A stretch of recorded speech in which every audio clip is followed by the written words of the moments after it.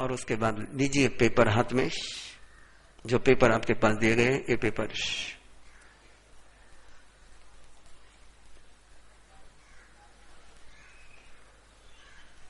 Simple meditation है, बहुत simple meditation है।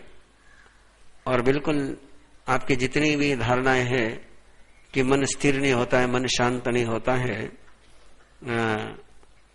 सबसे पहले सफेद पेपर, इधर देखें, सफेद पेपर, और सफेद पेपर के सेंटर में अरहम है, अरहम में चंद्रकला है, चंद्रकला के ऊपर बिंदु है, बिंदु के सेंटर में, बिंदु के सेंटर में, चंद्रकला के ऊपर जो बिंदु है उसके सेंटर में 10-15 सेकंड देखते जाना है। और देखते 10-15 सेकंड देखने के बाद आंख बंद कर लेनी है। कहां देखना है? उस बिंदु के सेंटर में देखना है। देखिए 10-15 सेकंड, और 10-15 सेकंड देख करके आंख बंद करिए। विधि पीछे लिखी हुई है बहन जी, लिखने की आवश्यकता नहीं, पेपर के पीछे भी विधि लिखी हुई है, करिए।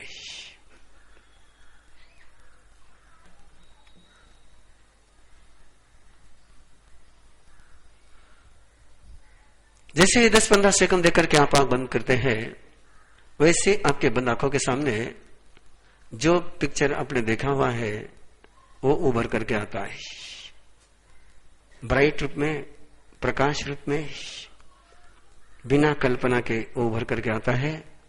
जब तक वो आपको बंद आंखों से नजर आता है तब तक आप आंख बंद रखें। नजर नहीं आए आंख खोलिए, अगला पेपर देखिए, रेड कलर का है। प्रक्रिया वही है, बिंदु के सेंटर में देखना, आंख बंद करनी।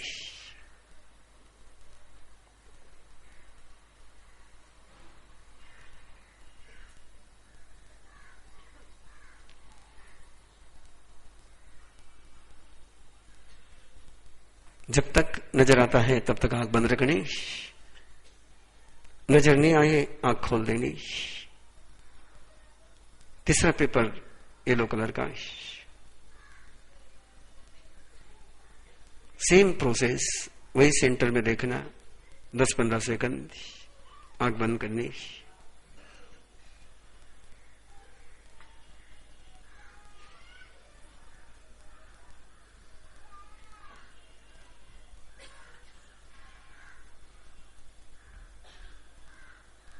जब तक बंद आंखों से नजर आता है तब तक आंख बंद, नजर नहीं आए आंख खोल देना है।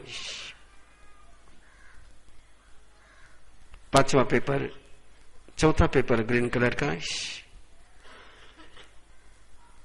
प्रक्रिया वही, ध्यान में रखिए। फोल्डिंग ऐसी करिए कि एक समय में एक ही चित्र आपको दिखे, 2 चित्र एक साथ दिखे, ऐसी फोल्डिंग मत रखिए।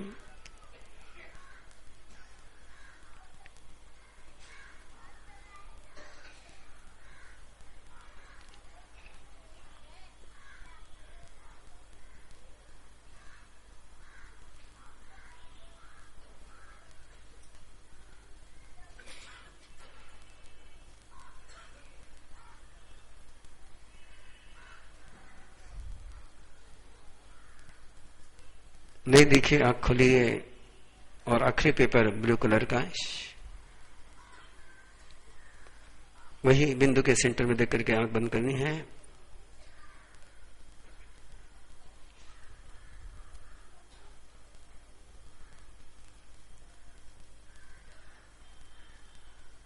और सोते समय 4 कलर तो आप बैठे बैठे कर ले, और 5वें पेपर के समय आप लेट जाइए, और लेटे लेटे बिंदु को देखते जाइए, आंख बंद करते जाइए, बिंदु को देखिए, आंख बंद करिए। जब तक दिखता है तब तक आंख बंद है, नहीं दिखता है आंख खुली है। ऐसा करते करते जब नींद लग जाए तब सो जाइए। बहुत ज्यादा हुआ तो 2 या 3 मिनट लगेंगे आपको नींद लगने को। ये हो गई सोने की विधि। जयम सये। वंदन, सबसे पहले क्या? वंदन, उसके बाद अशुभ का विसर्जन, शुभ का ग्रहण, फिर क्षमा देनी, क्षमा लेनी, मैत्री भावना और किसी के साथ वैर नहीं, और फिर अरहम का ध्यान करते हुए सो जाना। रात बहुत मंगल में बीतेगी, बहुत कल्याण में बीतेगी।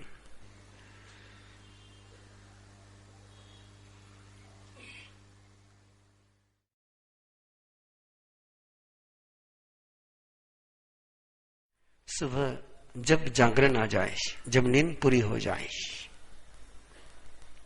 नींद पूरी होने के बाद जब आप सुबह नींद खुल जाती है, आपको बिछौना छोड़ने के लिए तुरंत बिछौना छूटता है या टाइम पास करते हो?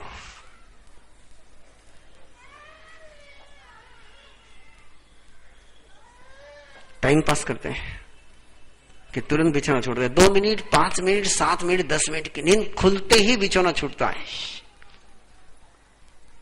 कि नींद खुलने के बाद उठकर बैठने में भी टाइम लगता है।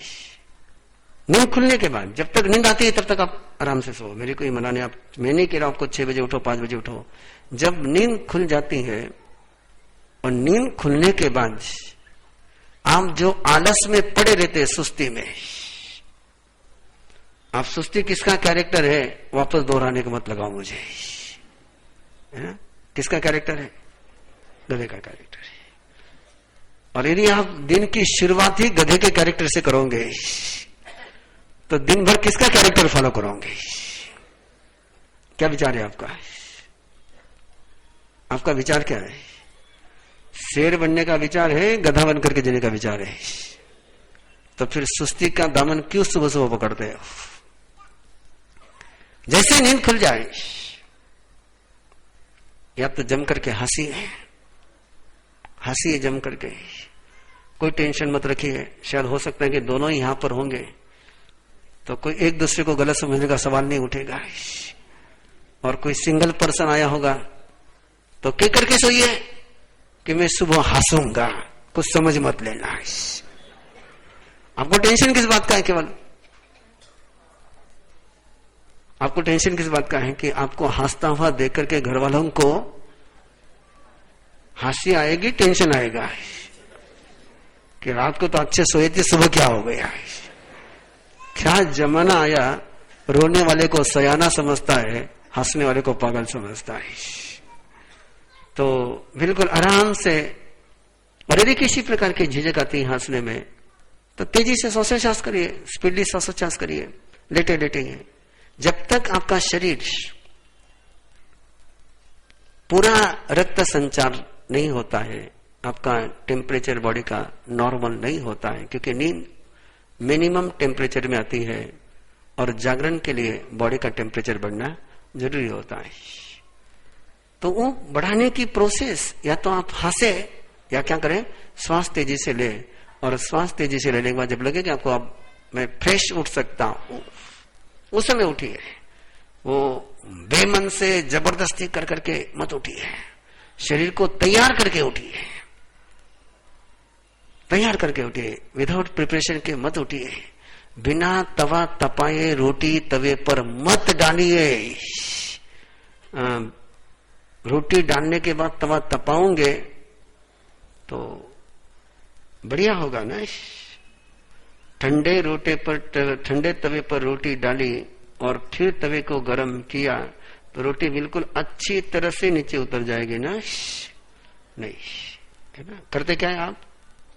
पहले तवा गरम करे हुए तवे पर रोटी सेकी जाती है, ठंडे तवे को रोटी डाल करके गरम करके सेकी। तो ये भी आपका तवा जरा गरम कर लीजिए, है ना। चाय पी करके गरम मत करना है, चाय पी करके गरम मत करना है। बैड टी, है ना, bad T, not bad T. और उठकर बैठने के बाद देखिए, हमारे वेद के ऋषि एक बहुत बड़ी बात कहते हैं, बहुत सुंदरतम बात कहते हैं। अपना हाथ जगन्नाथ, अयम में हस्तो भगवान, अयम में भगवान तरह, अयम विश्व भेषजो, अयम शिव अभिमर्शना है। मेरा हाथ भगवान है, मेरा हाथ भगवान से बढ़कर है, मेरा हाथ विश्व वैद्य है, विश्व औषधि है, और मेरा हाथ ही कल्याण स्वरूप है। ये अपना हाथ, और अपना हाथ यदि आपके लिए जगन्नाथ बना तो बाकी सबके हाथ आपके लिए जगन्नाथ बन जाएंगे। तो सबसे पहले अपने जगन्नाथ हाथ का उपयोग करना है। और सूत्र बिल्कुल सिंपल है, वापस वही बात आएगी। आप फिर पूछेंगे कि महाराज साहब श्वासोश्वास के साथ क्यों जोड़ रहे हैं? तो मैंने पहले बता दिया श्वासोश्वास क्यों जोड़ रहा हूं। जिधर का श्वास चल रहा है, लेफ्ट राइट, सुबह उठने के बाद देखना है कि किधर से श्वास चल रहा है। जिधर से श्वास चल रहा है वही हाथ जगन्नाथ है, जिधर से श्वास चल नहीं रहा है वो हाथ अनाथ है। वो दाया है बाया है उसकी मीमांसा मत जाना। जिधर से श्वास चल रहा है, राइट में से चल रहा है, राइट हाथ को लीजिए, लेफ्ट में से चल रहा है, लेफ्ट हाथ को लीजिए। जिधर का श्वास चल रहा है, चाहे वो लेफ्ट हो चाहे वो राइट हो, उसी करवट पर 2-3 मिनट के लिए लेटना है और उसके बाद उठ करके बैठना है। बैठने के पश्चात अपना हाथ जगन्नाथ, अपने हाथ को ही जगन्नाथ का हाथ बनाते हुए, और वो हाथ आपका जगन्नाथ है जिधर से आपका श्वास चल रहा है। जिधर से श्वास नहीं चल रहा है वो हाथ अनाथ है। नाथ के ही वरदान लेना है, अनाथ के हाथ से वरदान नहीं लेना है। जिधर का श्वास चल रहा हो, वो चाहे दाया हाथ हो चाहे बाया हाथ हो, उसको सहज सरलता से उठाए और उठा करके अपने चेहरे से इतने अंतर पर उसको ले आए कि जहां से चेहरा हाथ को महसूस करे, टच नहीं करे चेहरा, चेहरे को हाथ टच नहीं हो, केवल जहां से हाथ चेहरे को महसूस कर सकता है और चेहरे को हाथ महसूस होता हो, इतने डिस्टेंस पर, इतने दूरी पर हाथ को लाना है। लेफ्ट टू राइट, चाहे हाथ आपका राइट हो चाहे हाथ आपका लेफ्ट हो, हाथ घुमाते समय आपको केवल इस बात का ध्यान रखना है कि जो स्वर चल रहा है वही हाथ आपका चेहरे के पास पहुंचेगा, चेहरे को टच नहीं करेगा, और बिना टच करे लेफ्ट टू राइट हाथ बिना टच करे फील करते हुए, महसूस करते हुए, अपने जगन्नाथ हाथ की ऊर्जा से अपने पूरे चेहरे को चार्ज करते हुए, शक्ति देते हुए हाथ को घुमाना है।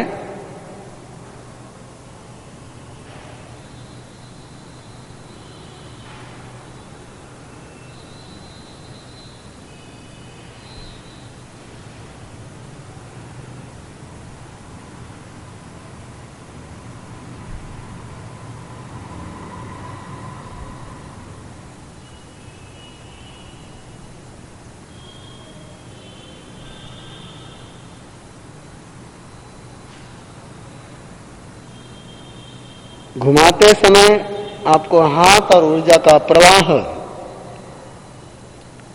संचारित होता हुआ महसूस होगा।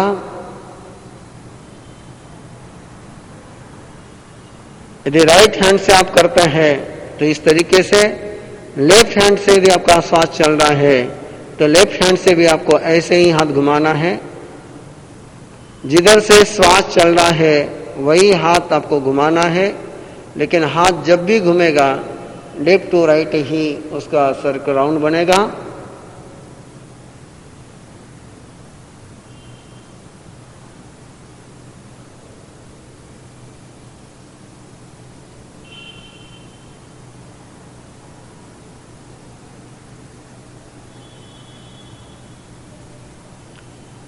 एक ही हाथ एक दिन घुमाना है, जिधर का श्वास चल रहा वही हाथ घुमाना है, और हाथ घुमाने के बाद जिधर का श्वास चल रहा है वही पांव पहले बिछोने से बाहर जमीन पर रखते हुए, बाद में दूसरा पांव भी जमीन पर लेते हुए, दोनों हाथ जोड़ते हुए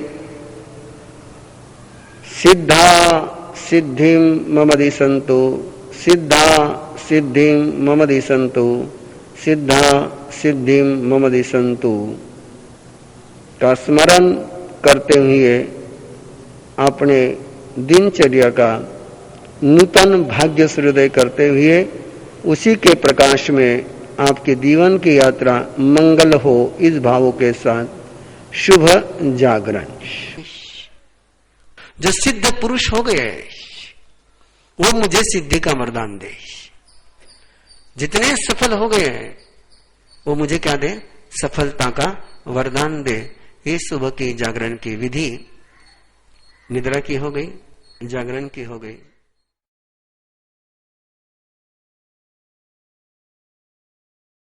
चलने की टेक्निक, जब भी चलो कैसे चलते हैं आप? जूते घिसते हैं? नहीं घिसते हैं। जूते के तलवे कभी देखे क्या आपने? देख लेना जरा।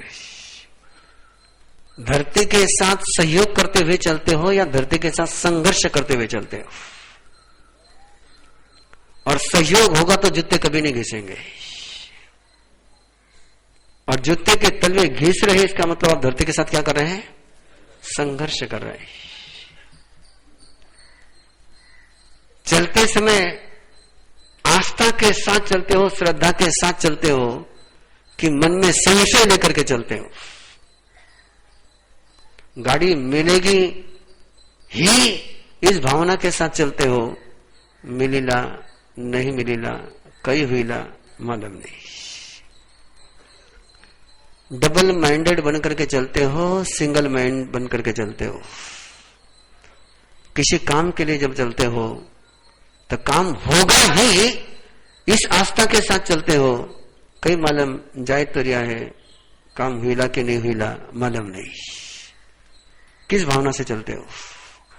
यदि आप चाहते हो कि आपके उठे हुए कदम मंजिल पर पहुंचे ही पहुंचे, तो पहला सूत्र है श्वास लेते हुए जिधर का श्वास चल रहा है वही कदम पहले उठाना, और आस्था के साथ उठाना, सफलता के विश्वास के साथ उठाना कि मैं जिस काम के लिए जा रहा हूं काम होगा ही, नो डाउट। और चलते समय पांव कैसे रखने? पहले एड़ी टेकानी, बाद में पंजा। आप क्या टेकाते हैं? पहले पंजा, बाद में एड़ी, और फिर कहते कि माओ मारा साहब चलने से पांव बहुत दुखते हैं। चलने के कारण से पांव कभी नहीं दुखते, गलत तरीके से चलने के कारण से पांव दुखते हैं। 40-40 किलोमीटर, 50-50 किलोमीटर और उपास में 55 किलोमीटर चलने की प्रैक्टिस है। और तेले में भी 120 किलोमीटर चले हुए हैं कंटिन्यू, रोज 40-40 किलोमीटर। चलने के कारण से ताकत मिलती है, जाती है। हाँ, गलत तरीके से चलेंगे तो दुष्परिणाम सामने आएंगे ही। तो चलते समय कैसे चलना? पंजा बाद में। इससे क्या होगा? घर्षण होगा नहीं, घर्षण होगा नहीं, ठोकर लगेगी नहीं। ठोकर कब लगेगी? जब पंजा पहले जाएगा तो ठोकर लगेगी। एड़ी पहले जाएगी तो ठोकर लगने का सवाल नहीं। घर्षण होगा नहीं, ठोकर लगेगी नहीं, पांवों में किसी प्रकार की थकान आएगी नहीं। बिल्कुल आराम से चल सकते हो, आराम से स्पीड बढ़ सकती है, कोई दिक्कत उसमें आती नहीं है। जयम चरे। चलना है विजय प्राप्त करने के लिए, अपने लक्ष्य को प्राप्त करने के लिए। और लक्ष्य प्राप्ति के लिए जब कदम उठाते हैं तो जिधर का पाव शक्तिमय है, ऊर्जामय है, वही पांव पहले आपको उठाना है। और शक्तिमय ऊर्जामय वो पांव है जिधर से श्वास चल रहा हो। लेफ्ट में से चल रहा हूं तो लेफ्ट पांव में शक्ति है, दाहिना स्वर चल रहा हो तो राइट पांव में शक्ति है। श्वास अंदर लेते हुए पहला कदम आपको रखना है। श्रद्धा पूर्वक, भक्ति पूर्वक प्रभु का स्मरण करते हुए कदम उठाए। जब भी उठाए,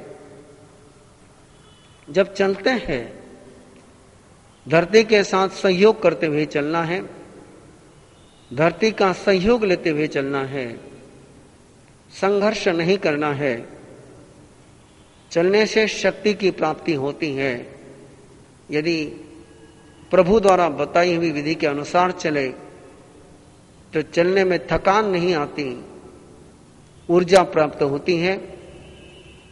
और चलने के कुछ सूत्र है कि जब पांव उठा करके रखते हैं तो पहले एड़ी रखनी है जमीन पर और बाद में पंजा रखना है। इसी तरीके से जब भी चलो दोनों पांवों को इसी तरीके से गति देना है। चलते समय जितनी अपने शरीर की लंबाई है उतनी ही दूरी पर जमीन पर नजर रखनी है, जिसके कारण से आंखों से जाने वाली ऊर्जा अर्थ के माध्यम से, जमीन के माध्यम से पुनः पांवों को होकर के अपने शरीर में प्रवेश करती है। और ये बना हुआ शक्ति का चक्र न केवल आपको शक्ति संपन्न बनाएगा अपितु मार्ग में आने वाली बाधाओं को भी दूर करेगा। आइए देखते हैं कैसे चलना। श्रद्धा के साथ चलना है, मन में कोई संशय नहीं, मन में कोई द्वंद्व नहीं, मन में कोई दुविधा नहीं। जिधर का श्वास चलता है वही पांव पहले उठाना है। पांव जमीन पर रखते समय पहले एड़ी रखनी है और फिर पंजा रखना है। तो ध्यान में आ गया। जयम से, जयम चरे, जयम चिट्ठे, जयम आसे।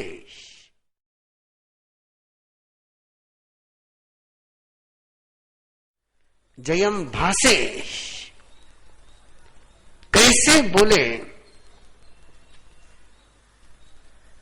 कि संवाद ही हो, विवाद नहीं हो। जो बात कहना चाहते हैं वही सामने वाले के पास पहुंचे, वही वो समझे। हम कहते कुछ है, जवाब है आप कहते अरे मैं कही क्यों, तू कहीं समझो। और वो कहता कि नहीं तुम्हारे शब्दों का ये अर्थ निकलता, नहीं नहीं मेरा ये कहने का मतलब नहीं था। आपका मतलब तो सुनाई नहीं देगा। मतलब क्या सुनाई क्या देगा? जो आप बोले वही सुनाई देगा। बोलने के ज्यादा टिप्स नहीं दे रहा हूं मैं आपको। कपल शिविर में उसकी डिटेल टिप्स आएगी।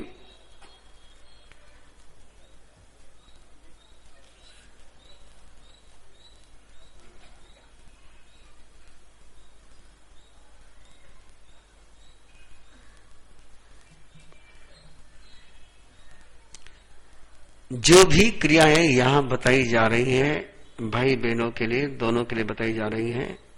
12 महीने 365 दिन 24 घंटे धर्म और भगवान के साथ कभी भी जुड़ सकते हैं, किसी भी परिस्थिति में जुड़ सकते हैं।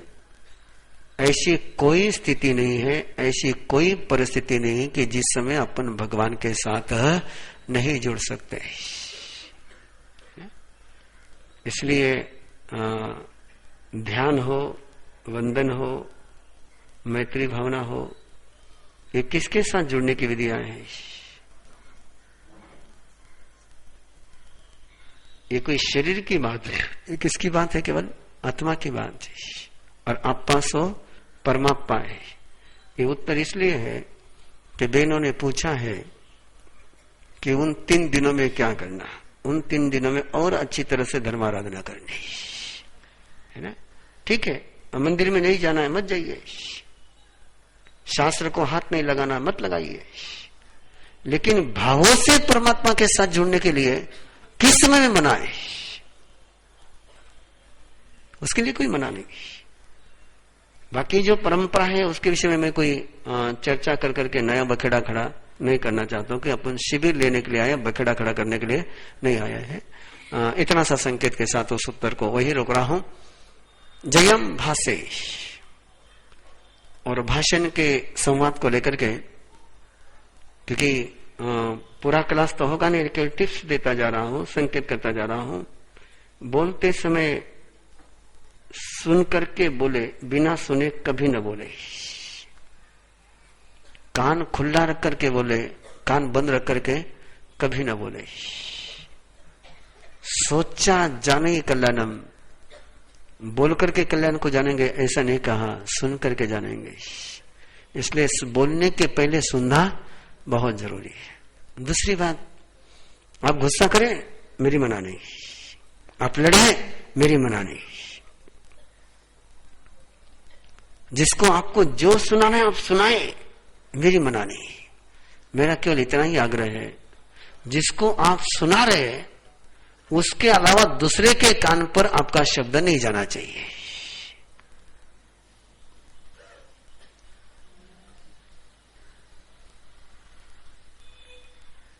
इतने में ध्यान में आ जा रही बात कि खोलो। और तीर यदि निशाने पर पहुंचाना है, तीर यदि निशाने पर पहुंचाना है तो उसकी पहली शर्त है कि तीर निशाना छोड़कर और कहीं नहीं जाए। और यदि तीर निशाना छोड़कर के और कहीं जाता है तो उसका एक ही अर्थ है कि तीर निशाने पर नहीं जाएगा। शब्द को तीर कहा गया है, और तीर यदि आपको निशाने पर पहुंचाना है तो उसकी पहली शर्त क्या होगी कि निशाना छोड़ करके वो कहीं न जाए। आप बच्चे को डांट रही हो, मां बच्चे को डांट रही है, कमरे में डांट रही है,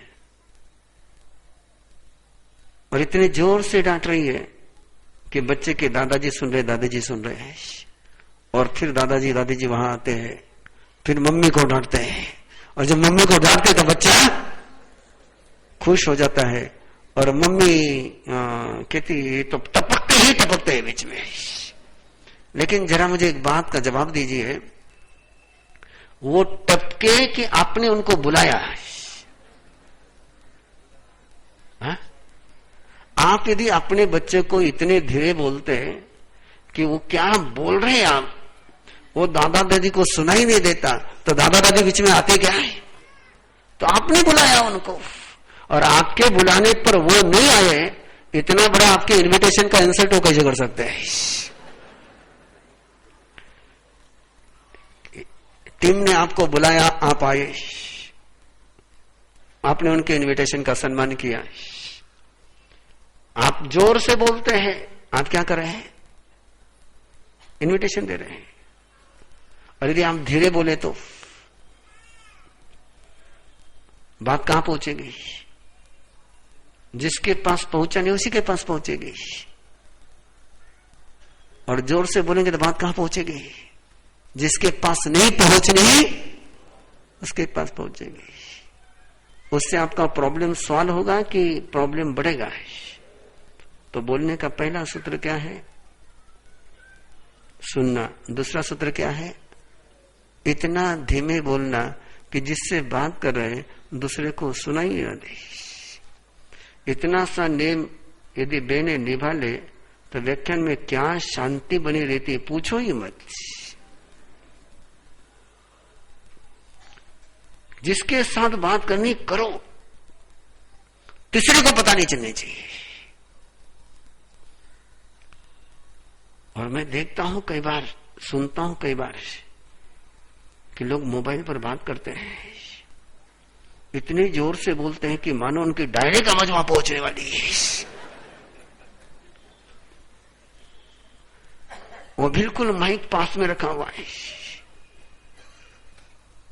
आपके पास मेरी आवाज पहुंच रही है, लेकिन मैं कितना धीरे बोल रहा हूं यदि आपको देखना हो तो मैं इतना सा भी माइक से हट गया तो आवाज आपके पास नहीं पहुंचनी। मैं कितना धीरे बोल रहा हूं, पहुंचेगा ही नहीं। आवाज क्यों पहुंच रही है? हाँ, अब माइक के पास कितने जोर से बोलना चाहिए? जितनी माइक तक आवाज जानी चाहिए उतनी ही बोलनी चाहिए। अब माइक के सामने भी खड़े रह करके आप इतने जोर से बोल रहे हैं कि वो डायरेक्ट कानों पर आवाज जा रही, फिर माइक लगाया किस लिए? ऐसा जब भी आप करते हैं ना तब बड़ा मजा आता है, बड़ा मजा आता है कि रेलगाड़ी में एक आदमी सवार हुआ है और वो रेल में दौड़ने लग गया है। भले क्यों? बोले मुझे जल्दी पहुंचना है। आप गाड़ी में बैठने के बाद वो चल रहा है तो फिर नीचे उतर करके दौड़। तो इसलिए बिल्कुल धीमे बोलिए, बिल्कुल धीमे बोलिए। ध्यान में रखना, जिनको कम सुनाई देता है उनको भी आप धीमे बोले तो आराम से सुनाई देता है। और जितना जोर से आप बोलोगे उतना, ये जोर से बोलना ये हिंसक तरीका है कि अहिंसक तरीका है? आप कौन हो? फिर हिंसक तरीके से क्यों बोलते हो? हाँ, मैं देख रहा हूं जो बच्चियां यहां पर बैठी हो अपनी मां की तरफ देख रही है आराम से। और एक काम तो पक्का हो गया, सबसे बड़ा कोई आपका वॉचमैन है। आप आज वॉचमैन को साथ में लेकर के आए हो कि इसके आगे जब भी आप घर में जोर से बोलेंगे, वॉचमैन ने आपको याद दिलानी कि महाराज साहब ने क्या कहा था। इसलिए कहीं मन में पछताना मत कि इनको साथ में क्यों लेकर के आए। हाँ, बिल्कुल धीरे बोलना है, बिल्कुल धीरे बोलना। यदि आप धीरे बोलते हैं, ऐसे बेंगलोर वालों ने देखा है, संवत्सरी के दिन कंटिन्यू 7 आवर्स, 7 घंटे कंटिन्यू बोलता गया। और संवत्सरी के दिन तो पानी देखना भी नहीं तो पीने का सवाल ही नहीं है, लेकिन गला सूखा नहीं है ना? क्यों? उस पर अत्याचार मैंने किया ही नहीं। जब भी आप जोर से बोलते हैं, स्वयं के गले पर पहले अत्याचार करते हो, बाद में दूसरे के कान पर करते हो। इसलिए स्वयं के गले पर भी अत्याचार मत करो और दूसरे के कान पर तो करो ही मत। बिल्कुल धीमे बोलना। जितना आप धीमे बोलोगे उतना सामने वाला व्यक्ति ध्यान से सुनेगा, और जितने आप जोर से बोलोगे वो केवल चिक को सुनेगा, शब्दों को सुनने वाला नहीं है। आप क्या पहुंचाना चाहते हो? आपकी बात पहुंचाना चाहते हो कि आपकी आवाज पहुंचाना चाहते हो? क्या पहुंचाने के लिए बात करते हैं आप? और जोर किस पर लगाते हैं आप? ये अच्छी बात है आपकी, बड़ा सुंदर तर्क है, बहुत समझदार हो आप लोग। जिसको पहुंचाना है उस पर जोर लगाते नहीं, और जिसको नहीं पहुंचाना है उसको टिकट लगा रहे हो। कौन पहुंचेगा? इसलिए कई बार आपके बात का जवाब नहीं मिलता है, आवाज का जवाब मिलता है। और यदि आपने बात धीमे स्वरों में पहुंचाई तो क्या पहुंचेगी? और जवाब किसका आएगा? बात का ही जवाब आएगा। इसलिए बोलने के 3 सूत्रों के साथ, ऐसा कभी मत बोलो, ऐसा कभी मत बोलो कि सुधारने का मौका नहीं मिले। रिश्ता टूट जाए, ऐसा वाक्य कभी मत बोलो। एक बार पेड़ से पत्ता टूट गया, फिर जोड़ा नहीं जा सकता है। इसलिए रिश्ते को तोड़ने की भाषा कभी मत बोलो। जब भी बोलो, आस्था से बोलो, श्रद्धा से बोलो। कुछ पूछना है आपको, आपकी बेटी, आपका बेटा कॉलेज में जा रहा है और बहुत लेट आया है, उस समय आप कैसे पूछते हो उसको?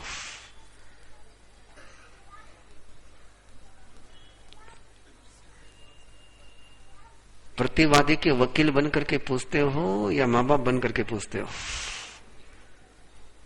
उसको कटघरे में खड़ा करके पूछते हो कि उसको घर में रख करके पूछते हो? बोलिए जल्दी से। और कटघरे में खड़ा कर करके किसी को पूछोगे तो उसने जवाब देना है कि प्रतिवाद करना है? कैसी भाषा होती? कहां भटक रहा था, कहां भटक रही थी, इसका जवाब क्या आना है? और यदि आपने पूछा क्या बात है, इतनी देर क्यों हो गई, कि रास्ते में कोई प्रॉब्लम आया क्या है, कहां उलझ गए थे, तो उत्तर क्या आना है? आक्षेप रख करके पूछोगे तो प्रत्यारोप तैयार होगा। जिज्ञासा के भावों से पूछोगे तो समाधान पक्का मिलेगा। आप क्या चाहते हो? जवाब चाहते हो या प्रतिवाद चाहते हो? तो जवाब देने के लिए आपको क्या करना पड़ेगा? आरोप लगाना पड़ेगा कि सवाल पूछना होगा। और यदि आपने सवाल पूछने का तरीका सीख लिया तो जवाब पक्का आएगा। अरे सही सवाल का सही जवाब मिल जाए तो स्वयं को सौभाग्यशाली समझो। गलत सवाल का सही जवाब मिलेगा इसका तो सपना ही मत देखो। इसलिए सवाल को सही तरीके से पूछिए, आराम से संवाद करिए, विवाद कभी मत करिए। और आखिरी बात भाषण की, संभाषण की, आप किस लिए बोलते हो? सामने वाले को समझकर लेने के लिए बोलते हो कि सामने वाले को समझाने के लिए बोलते हो? मैंने बिल्कुल बिना आक्षेप का आपको पूछा है, इसलिए आपका जवाब चाहिए मुझे कि आप सामने वाले को समझाने के लिए बोलते हो या सामने वाले को समझकर लेने के लिए बोलते हो?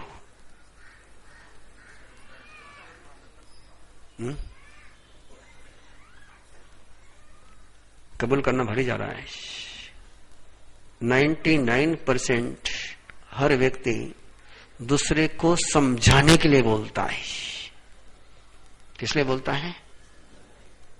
और 99% कोई किसी से समझ नहीं लेना चाहता है, सहयोग लेना चाहता है। समाज कोई किसी से लेने के लिए तैयार नहीं है। और जब भी आप किसी को समझाने गए हो, वो समझा है क्या है? वो समझा है क्या है? फिर वो जब समझता नहीं है तो आप फिर दीवार से सिर क्यों भचड़ते हो? क्या आसान है? समझ करके लेना आसान है कि समझाना आसान है? क्या आसान है? आप मुश्किल काम क्यों करते हो फिर? मैं बहुत बार कहता हूं, उसका दूसरे आयाम से बात मत ले जाना उसको, कि श्री कृष्ण ने पांडवों के लिए बहुत किया, बहुत किया, लेकिन इतना कुछ भी करने की जरूरत नहीं थी। एक दुर्योधन को समझा देते, बाकी कुछ करने की जरूरत नहीं थी। लेकिन समझाने गए, लेकिन दुर्योधन जब श्री कृष्ण दुर्योधन को नहीं समझा सकता तो आप उससे बड़े तो नहीं हुए हो।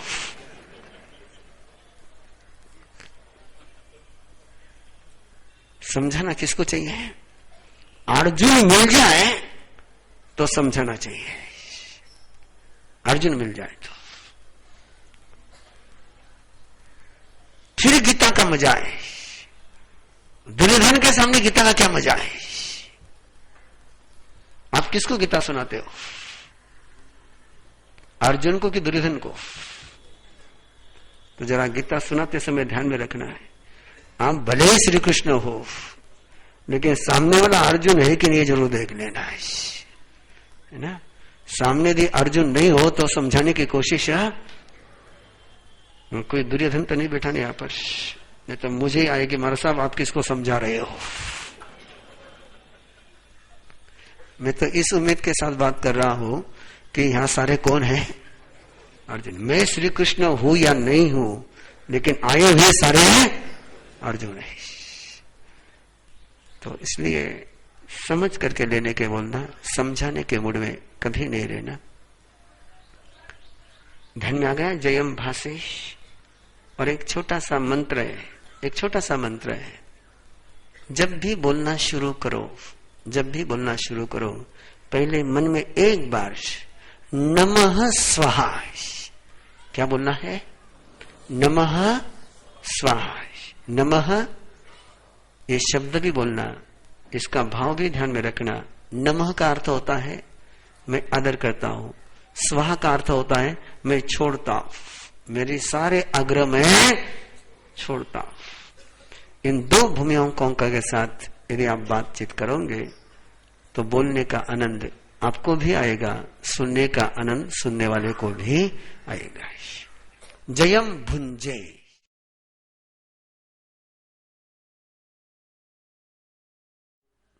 कि कैसे कैसे लेना है? चार शब्द: भक्षण, चर्वन, भोजन और प्रसाद ग्रहण। खाने को लेकर के चार एटीट्यूड होते हैं। पहला है भक्षण, जो राक्षस करते हैं। भक्षण कौन करता है? राक्षस करता है। चर्वन जानवर करते हैं। भुंजन इंसान करता है। और प्रसाद भक्त लेता है।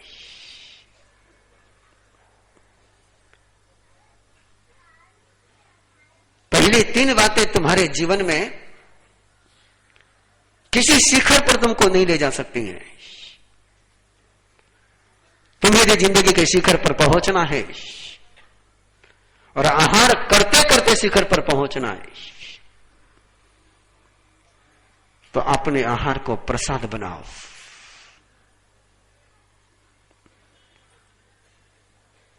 मत टूट पड़ो खाने पर।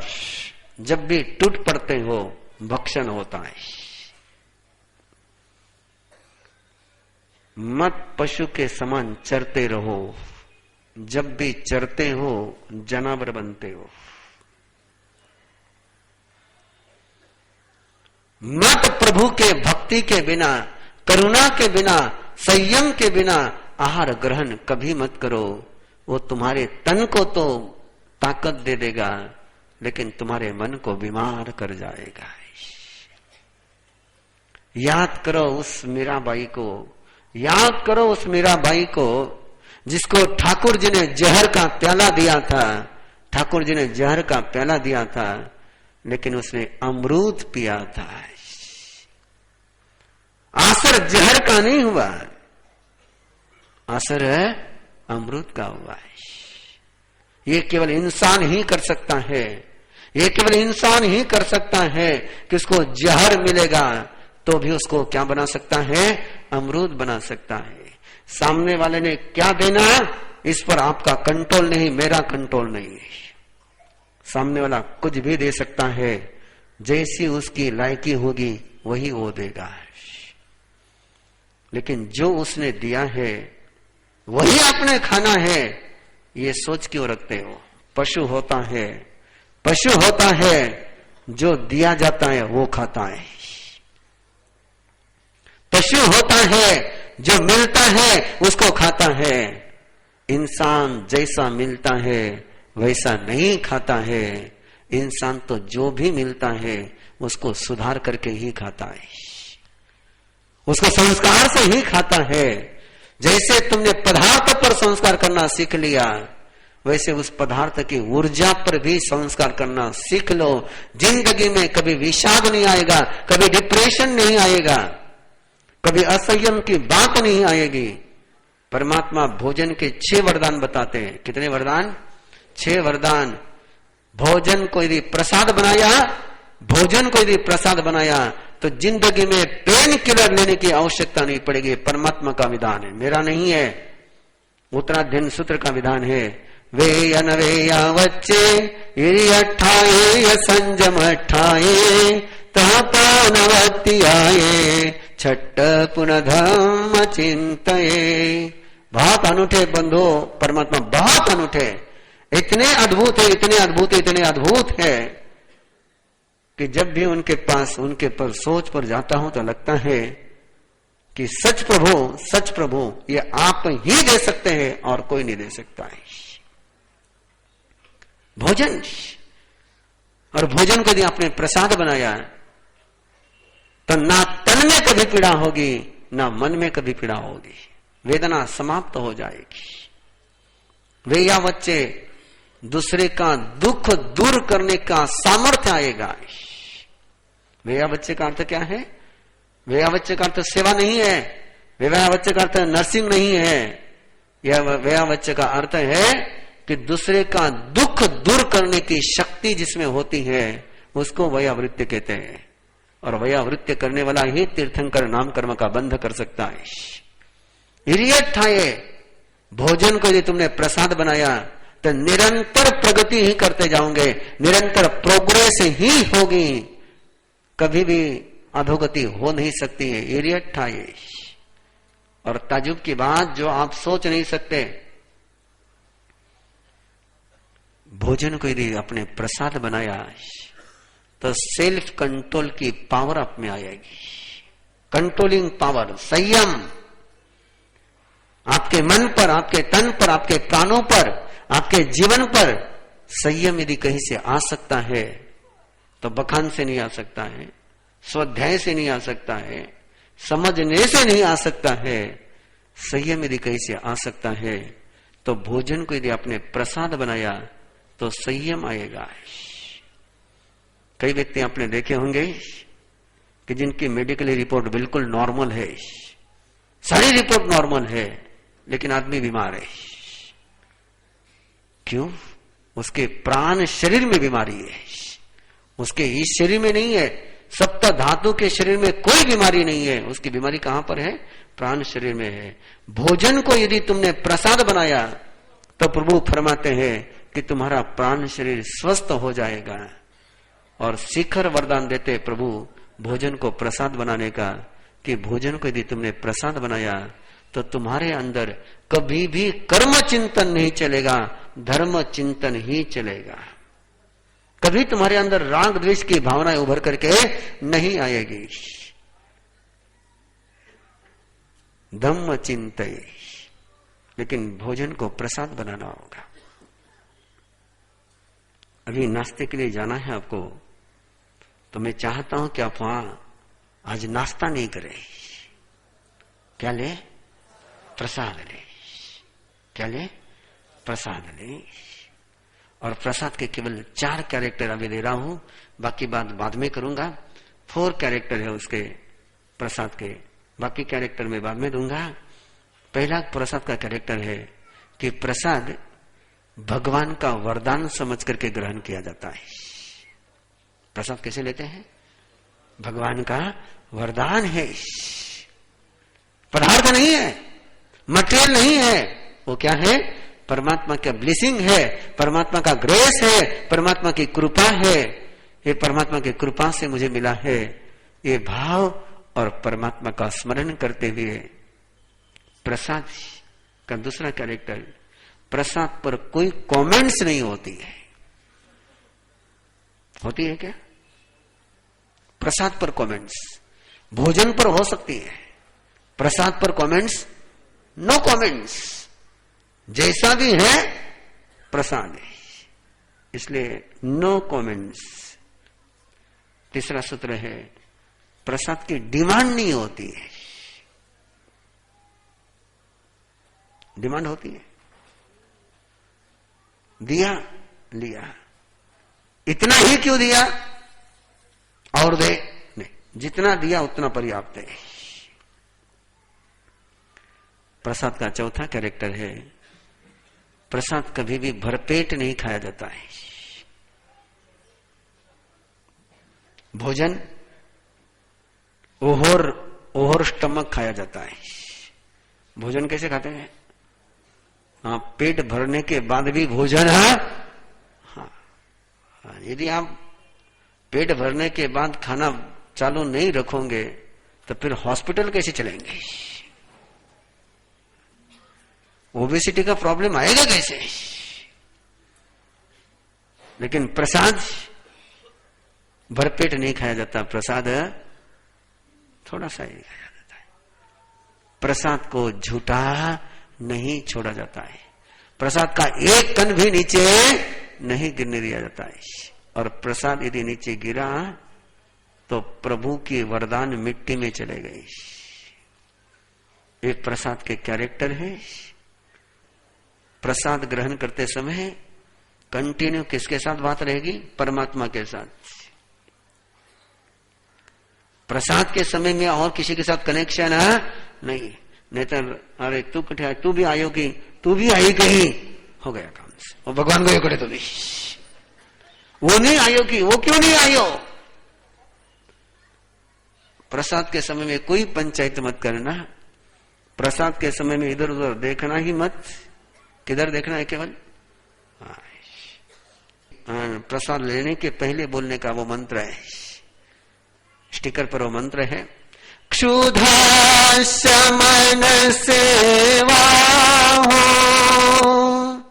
बोलिए,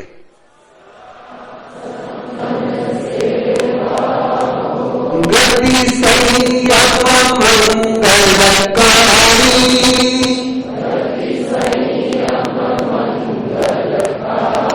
स्वस्थ प्राण धर्म मनन हो,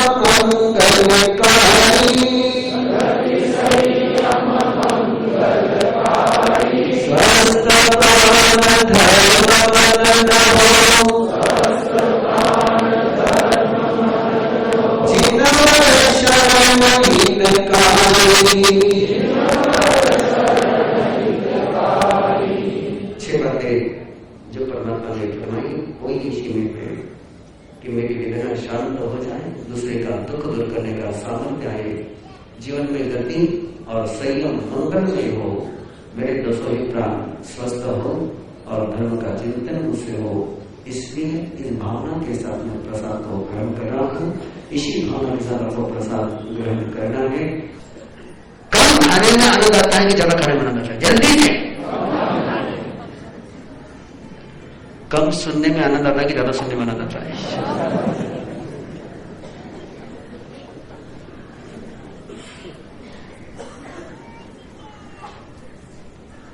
कम बोलने में ही आनंद है, ज्यादा बोलने में आनंद है।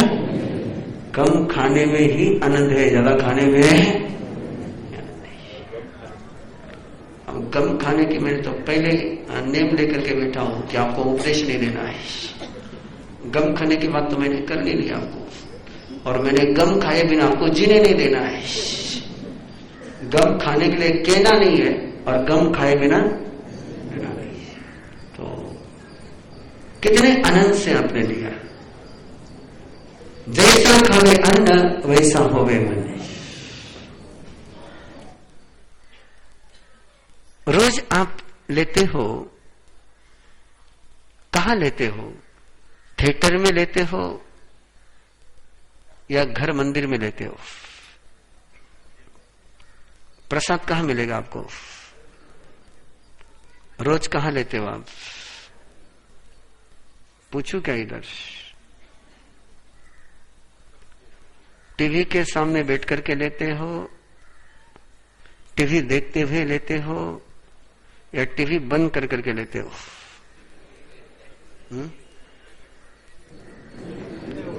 ध्यान में रखना है। आज मैंने इनको एक मंत्र देना है, आपको नहीं, इनको एक मंत्र देना है। जिस व्यक्ति को आपकी इतनी प्रेम से बनाई हुई रसोई प्रसाद इतना प्रेम से आपने परोसा है, इतनी मेहनत कर करके बनाया है, और जिस व्यक्ति को उसके तरफ देखने के लिए फुर्सत नहीं, उसको देते क्यों?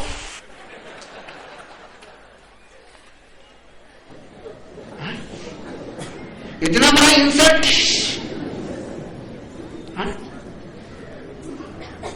यदि आपने एक पल के लिए भी आपने मेरे से नजर हटाई और दूसरे की तरफ देख करके बात करना शुरू किया कि दूसरे पल को मेरे यहां से उठ जाना है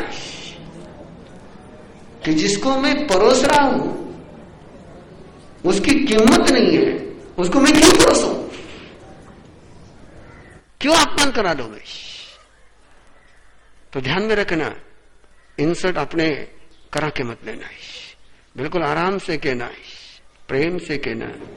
यदि आपको इस प्रसाद की कीमत हो तो लो, कीमत नहीं हो तो मेरे मंदिर में प्रसाद सुरक्षित रखने की व्यवस्था है। आपके सामने ही मैंने कहा है, मैंने ऐसा नहीं किया है कि चोर को कहूं चोरी करन, साहूकार को कहूं जागा रे, ऐसा नहीं, आपके सामने कह दिया मैंने उनको। आपको समझ जाना चाहिए। और एज ए साइंस, जिस समय आप टीवी देखते हुए भोजन करते हो, आपके डाइजेशन सिस्टम वर्किंग करते नहीं है।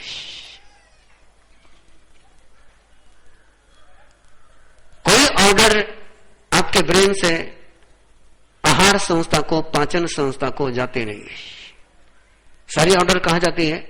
देखने के लिए। और परमात्मा प्रभु महावीर की यदि बात आप स्वीकार कर सकते हो तो जरूर कर लेना। इंद्रभूति गौतम ने भगवान महावीर से पूछा कि कितने इंद्रियों से भोजन होता है? केवल मुंह से भोजन नहीं होता है। भगवान ने फरमाया कि जिसके पास जितनी इंद्रियां हैं उतने इंद्रियों से वो भोजन करता है। कि जिस समय अंदर में भोजन कब होता है, आपको उसका पूरा साइंस खोलने का समय नहीं है। क्षुधा वेदनीय कार्मन शरीर, कौन सा शरीर? क्षुधा वेदनीय कार्मन शरीर को जब तेजस शरीर मिलता है तभी आप भोजन कर सकते हो। और तेजस शरीर और क्षुधा वेदनीय कार्मन शरीर ये आपके पूरे बॉडी में है। वो दोनों जब एक्टिव होते हैं, वो दोनों जब मोटिवेट होते हैं, दोनों जब प्रबलता से काम करते हैं, तब आप भोजन करते हैं।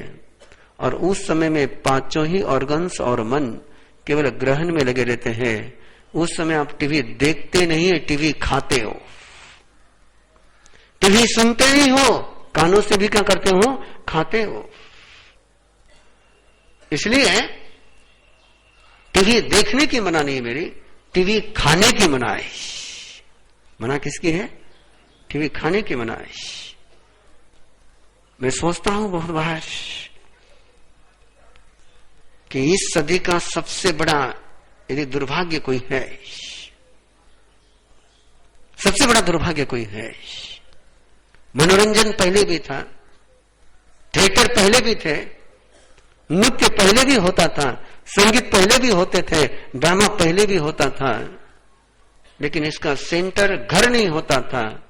नाट्य मंदिर, नृत्य गृह, मनोरंजन केंद्र होता था। और इस सदी ने थिएटर को घर में पहुंचा दिया और घर को थिएटर बना दिया। और केवल घर को ही थिएटर नहीं बनाया, तो प्रसाद घर को भी थिएटर बना दिया। और जब प्रसाद थिएटर में होने लग जाए तो इससे बढ़कर के प्रसाद का अपमान और कोई नहीं है। इसलिए जयम भुंजे का पहला सूत्र, मुझे भोजन नहीं करना है, मुझे भक्षण नहीं करना है, मुझे चर्वन नहीं करना है, मुझे क्या करना है? केवल प्रसाद ग्रहण करना है। और प्रसाद तो मंदिर में ही होगा और कहीं नहीं होगा।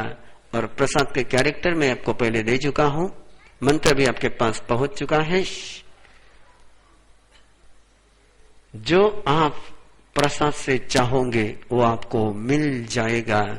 प्रसाद ग्रहण करने के पहले परमात्मा से प्रार्थना जरूर करें कि इस प्रसाद से मुझे 6 बातों की प्राप्ति हो, मेरी वेदना शांत हो जाए, दूसरे का दुख दूर करने का सामर्थ्य मेरे में आए, दूसरे को दुख देने का नहीं, दूसरे का दुख दूर करने का सामर्थ्य मेरे में आए, मेरे जीवन में प्रगति हो, संयम हो, मेरे 10 ही प्राण स्वस्थ हो जाए और धर्म चिंतन करने का सामर्थ्य मेरे में आए। मंत्र आपके पास है और खास आपके लिए निवेदन है, खास आपके लिए निवेदन है, खास आपके लिए निवेदन है। जब भी थाली पर परोसते हो तब कानों में कुछ मत परोसना, केवल थाली में ही परोसना है।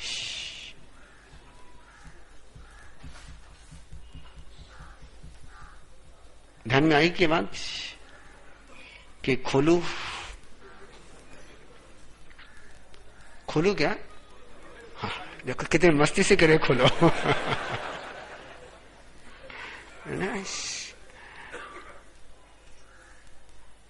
जो प्रसाद ग्रहण करने के लिए बैठा है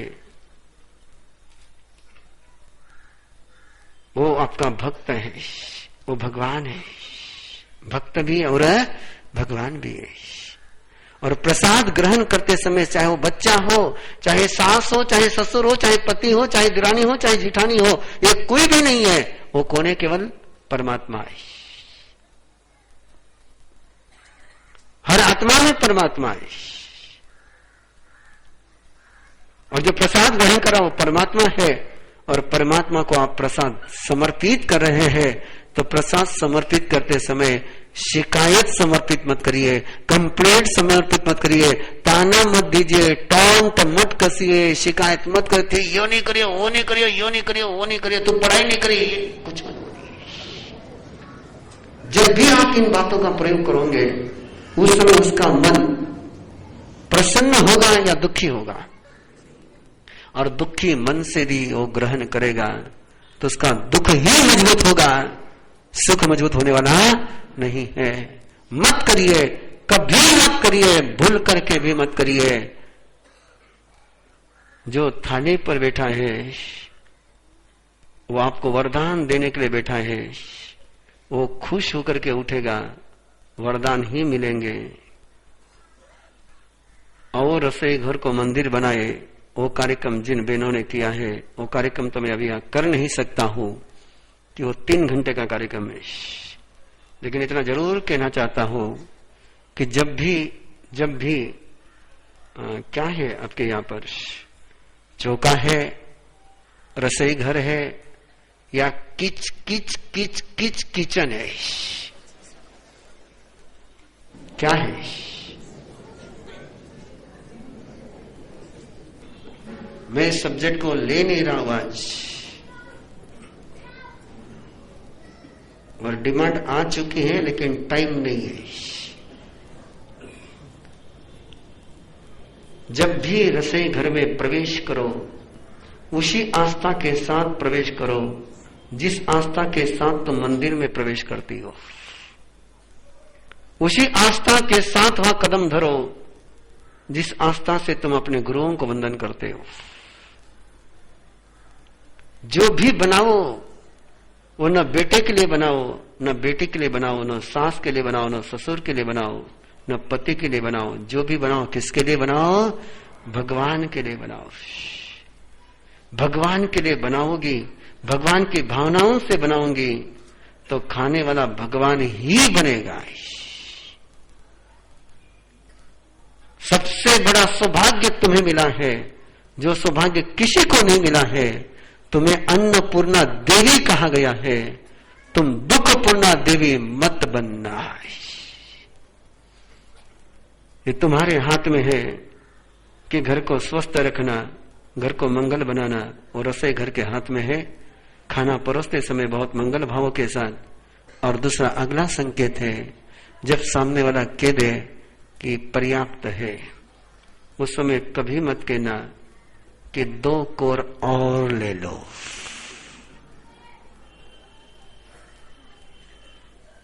कभी मत कहना। जब भी आप ज्यादा खाने का आग्रह करते हैं तब आप खाने वाले को असंयम का पाठ पढ़ाते हैं, मर्यादा का उल्लंघन का पाठ पढ़ाते हैं, रावण का कैरेक्टर देते हैं। और जिसने थाली के साथ संयम नहीं सीखा वो जिंदगी में कहीं पर भी संयम सीख नहीं पाएगा। सामने वाले ने कह दिया कि सामने वाला जो घर में है आपका, कोई आपका कबरसा नहीं है, बैजी नहीं है। एक दिन आदमी भूखा रह सकता है, 2 दिन नहीं रह सकता है।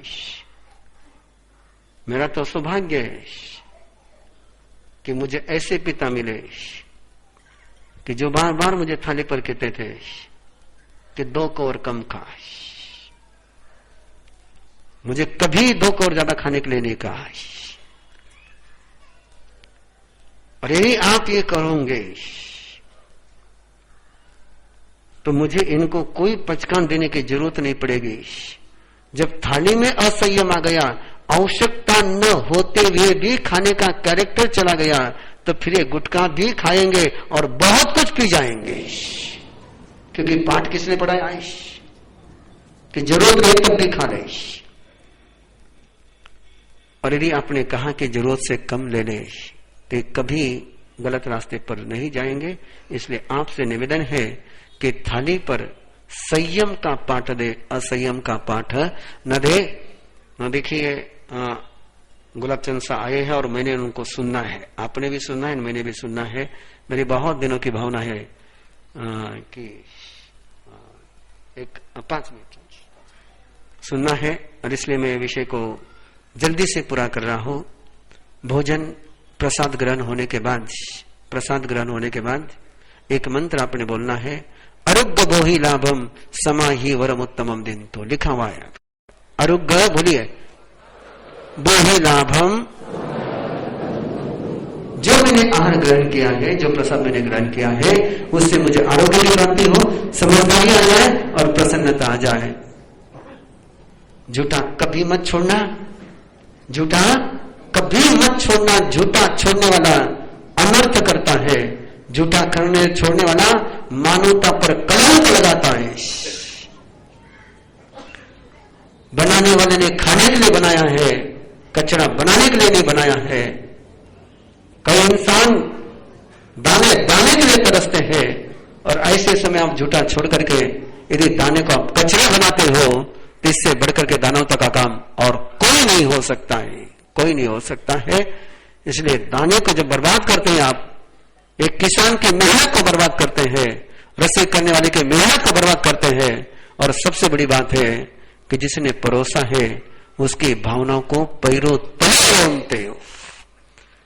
किसने आपको परोसा है, खाने के लिए परोसा है, कचरा बनाने के लिए नहीं परोसा है। मैंने पचकान देने नहीं है, लेकिन पचकान आपके जीवन में पहुंच जाने चाहिए कि हम मानवता को कलंक लगाने का काम कभी नहीं करेंगे। चाहे सामूहिक भोजन में जाए, चाहे जहां जाए, कहीं पर भी जाए, दूसरे क्या करते हैं इसकी हम परवाह नहीं करेंगे। लेकिन हमारी डिश में से कोई भी झूठा घर में भी नहीं और बाहर भी नहीं, कहीं झूठा मत छोड़ा। जब भी झूठा छोड़ता है बंधुओं, एक दृश्य दे रहा हूं तुम्हारे सामने जिसको मैं भूल नहीं पाया हूं आज तक भी। पुणे में प्रवाह चल रहा था, उपनगरों में भ्रमण चल रहा था। सुबह का समय, रोड से जा रहे थे और सामने एक देखा कि एक आदमी कचरा कुंडी पर बैठा हुआ है और कचरा कुंडी में चुन चुन करके वहीं पर खा रहा है, कुत्तों को भगाते हुए खा रहा है।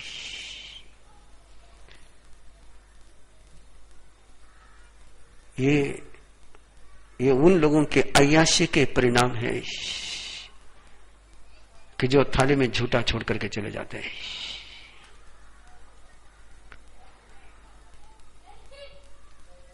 मैं नहीं भूल पाता हूं।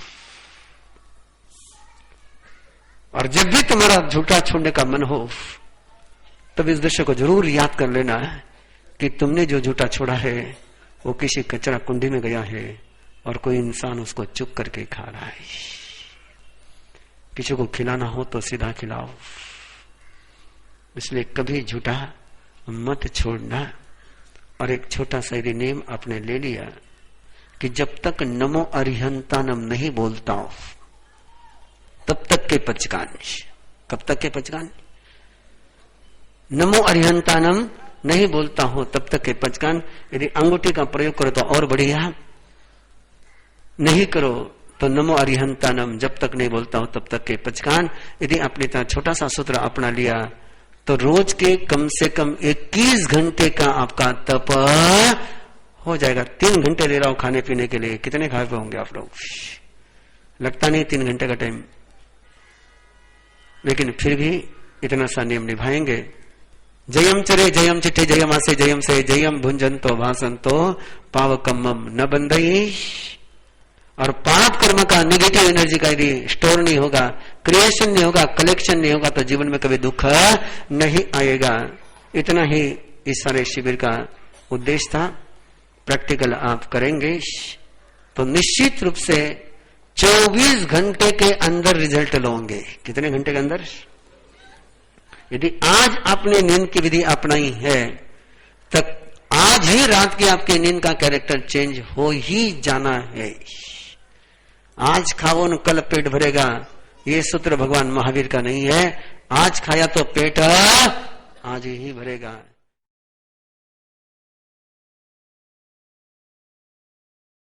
प्रश्नोत्तरी का कार्यक्रम, जिज्ञासा डाउट क्लियर करने का कार्यक्रम संपन्न करते हैं। यदि नहीं, एक श्वास में केवल 3 बार हाथ घुमाने हैं।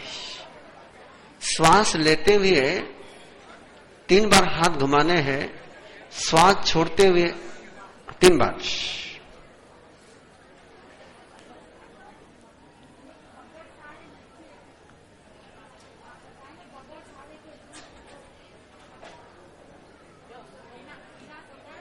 हाँ, बिना सपोर्ट के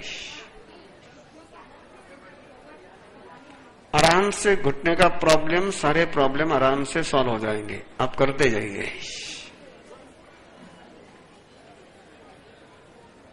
आवाज देख।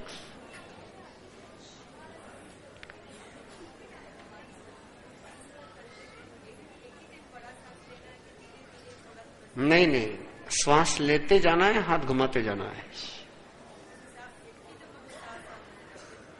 एक साथ नहीं आता है श्वास, श्वास धीरे धीरे आता है। धीरे धीरे लेते जाइए, हाथ घुमाते जाइए। हाथ की स्पीड बढ़ा सकते हो, श्वास की स्पीड नहीं बढ़ानी। 3 स्टेप कर सकते हो। पहले पेट फुला लिया, फिर छाती फुला ली, फिर गला फुला लिया। पहले राउंड में पेट फुला लिया, दूसरे राउंड में चेस्ट फुला ली, तीसरे राउंड में थ्रोट तक श्वास ले आए। श्वास पूरी हो जाएगी।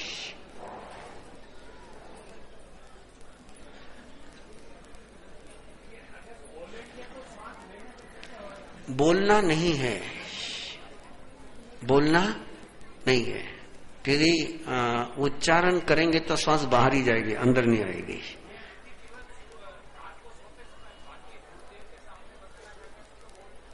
हाँ, उस समय जैसा आप चाहो करे। दिन में आपको जैसी वंदना करनी है वैसी करे, ऐसी करना चाहो तो भी मना नहीं, जैसी आप करते वैसी करो तो भी मना नहीं, जैसी भी चाहो, पर सोते समय इस विधि से करनी है।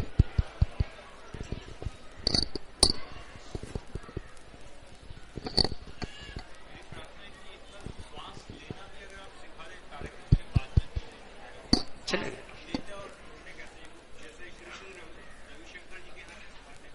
बता देता हूं।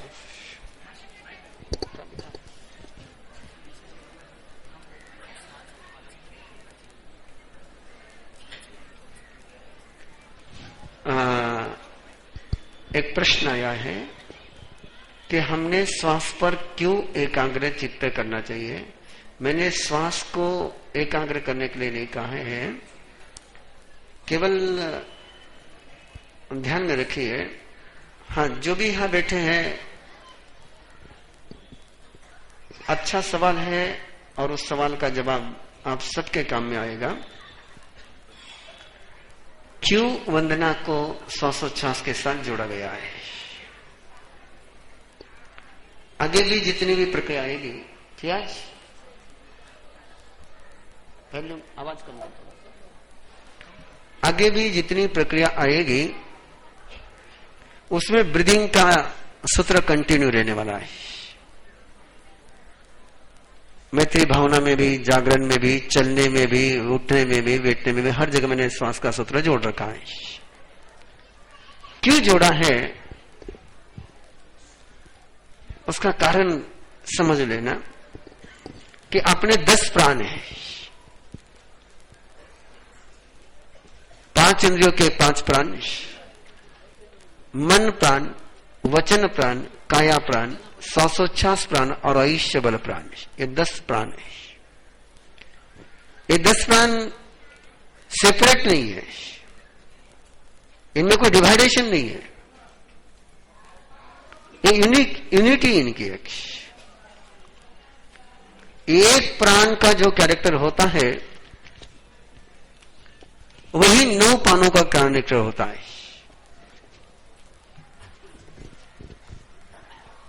9 प्राणों का कैरेक्टर चेंज करना हो, एक प्राण का कैरेक्टर चेंज कर दो। ध्यान से सुन लेना बात को, क्योंकि आगे जब विश्लेषण आएगा तब ये बात कहना उतना सहज नहीं होगा। जिस समय आप श्वास ग्रहण करते हैं उस समय आप केवल श्वास ही नहीं ग्रहण कर रहे हैं, आपका जो प्राण शरीर है वो 200 ही प्राणों की ऊर्जा ग्रहण कर रहा है। जिस समय आप श्वास छोड़ रहे हैं उस समय आप केवल श्वास ही नहीं छोड़ रहे हैं, 200 ही प्राणों की ऊर्जा आप बाहर छोड़ रहे हैं। यदि एक प्राण पर आपने क्रिया करी तो कितने प्राणों से क्रिया होनी है, वो 200 ही प्राणों से वो क्रिया संपन्न हो जानी है। श्वास ग्रहण करते समय इसलिए कल्याणम मंगलम देवयम चय्यम के समय हम क्या कर रहे हैं, परमात्मा के डिवाइन पावर को ग्रहण कर रहे हैं। अब ग्रहण करने की प्रक्रिया यदि आपने श्वास छोड़ते हुए मन में लानी चाहिए तो वो कभी होता नहीं है। बहुत सारी टिप्स मैं आपको देते जा रहा हूं। आप मंगल पाठ सुनते हो और मंगल पाठ का असर कितना आप पर होता है मैं नहीं जानता हूं, लेकिन यदि सही टेक्निक से आप मंगल पाठ श्रवण करो तो 100% असर आपको मिलेंगे। कि जिस समय चत्तारी शरणम पवज्जामि, अरिहंते शरणम पवज्जामि, सिद्धे शरणम पवज्जामि, साहू शरणम पवज्जामि, केवली पन्नतम धम्मम शरणम पवज्जामि, इन 5 लाइन का उच्चारण होता है, उस समय कंटिन्यू श्वास लेते चले जाओ, उस समय श्वास को छोड़ो ही मत। तो चारों ही शरण आपकी जिंदगी में आ जाएगी। श्वास छोड़ते हुए आप कुछ भी ग्रहण नहीं कर सकते, और श्वास लेते हुए आप कुछ भी छोड़ नहीं सकते। छोड़ना होगा, कुछ भी आपको छोड़ना है, किसी से भी आपको फ्री होना है, चाहे बीमारी से फ्री होना हो, चाहे कि माइनस पॉइंट से फ्री होना हो, चाहे किसी व्यक्ति के रिलेशन से आपको फ्री होना हो, किसी निगेटिव इमोशन से फ्री होना हो, किसी डिस्टर्ब थिंग से आपको फ्री होना हो, तो श्वास लेते हुए आप फ्री नहीं हो सकते हो, और श्वास छोड़ते हुए आप आराम से फ्री हो सकते हो। किसी को आपको ग्रहण करना है और आप श्वास छोड़ते हुए ग्रहण करने का उद्योग करते हैं, वो कभी हो नहीं पाएगा। आपके लिए कह रहा हूं, बिजनेसमैन के लिए कह रहा हूं कि आप लोगों ने कई बार कहीं रकम दी और वाकई नहीं है। कई बार आप कहते कि उसके है लेकिन देने की नियत नहीं है।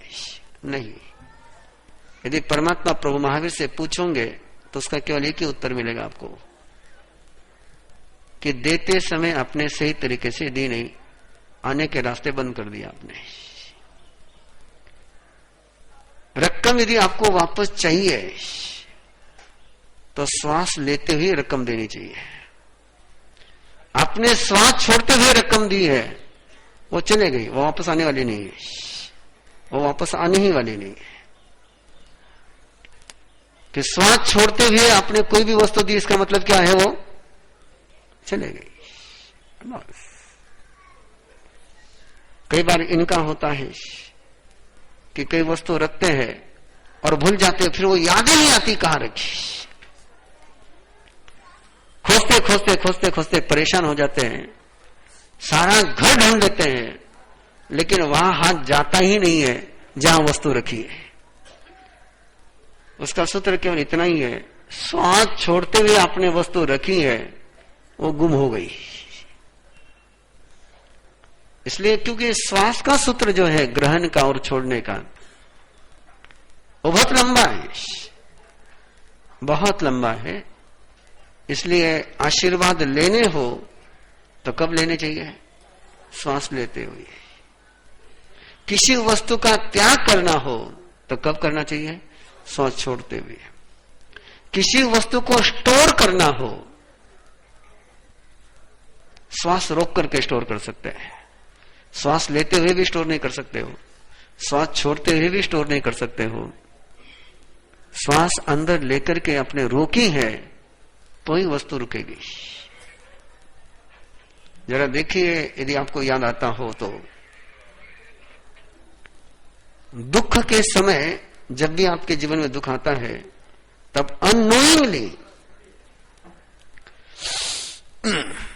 उस समय आप श्वास लेकर के अननोइंगली हो जाता है, मात्र दुख रही है, दुख रही है, वो श्वास अपने रोक ली, वो पक्का हो गया। आप सुख के समय वो नहीं करते हो, दुख के समय करते हो। इसलिए परमात्मा का वो आचारांग सूत्र का सूत्र है, दुखी दुखान मेव अनुवट्टई। दुखी आदमी दुख के पीछे ही दौड़ता है। आप क्या सोचते हैं दुखी आदमी किधर जाता है? सुख के तरफ नहीं, वो सुख के तरफ जाना चाहता है, लेकिन दौड़ता किधर है? दुख के तरफ। तो इन सारी क्रियाओं को यदि आपने थोड़ा सा, बिल्कुल छोटे सूत्र है, कोई लंबे सूत्र नहीं है, ध्यान में आ गए आपको, क्योंकि उस सांस के साथ छोड़ा गया है कि केवल श्वास नहीं है, श्वास के साथ 10 ही प्राणों का कार्यक्रम वही चलना है।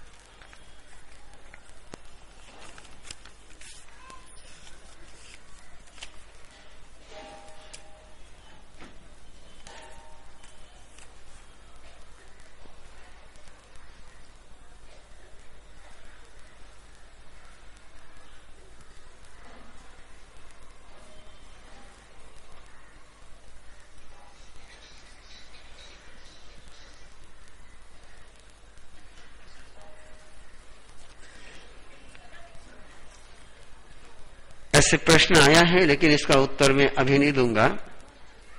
इस प्रश्न का उत्तर मैं दोपहर में कपल शिविर में दूंगा, कि कपल शिविर से जुड़ा हुआ प्रश्न है।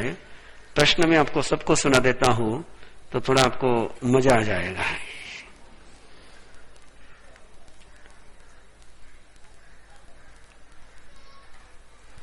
धर्म या भाई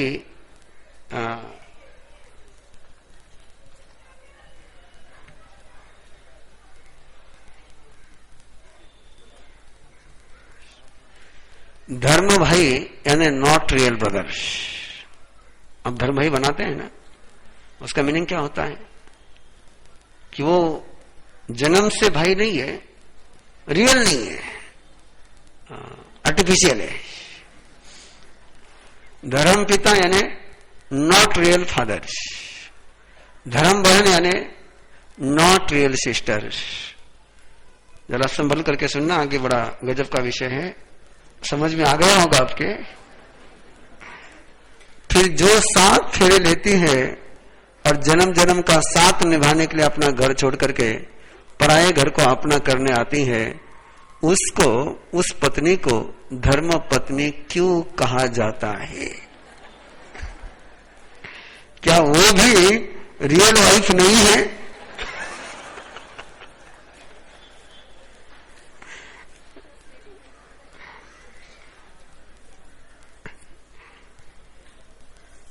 उत्तर कपल शिविर में, क्योंकि मजा आएगी वहीं पढ़ना, क्योंकि कपल साथ में बैठे हुए रहेंगे। यहां तो सब अलग अलग बैठे हुए हैं, तो कपल शिविर में आज दोपहर में है ही हो।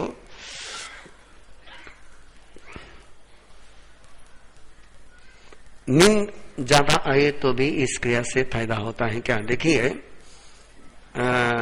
मैंने आपके पास कोई रिजल्ट की चर्चा नहीं करनी है। ये तो पहली बार हुआ है कि शिविर शुरू होने के पहले इस शिविर के क्या रिजल्ट है, ये जिन्होंने रिजल्ट लिए उन्होंने आपके सामने बोला है। मैं कभी रिजल्ट की चर्चा करता नहीं, कि रिजल्ट की चर्चा करने का मतलब है कि मार्केटिंग और सेल्समैनशिप करना है, और मैं सेल्समैन नहीं हूं। मुझे रियल रिजल्ट देने हैं, और मैं इन सारे विधियों के रिजल्ट इतने ज्यादा है कि मैं सारे रिजल्ट आपको बता भी नहीं सकता हूं,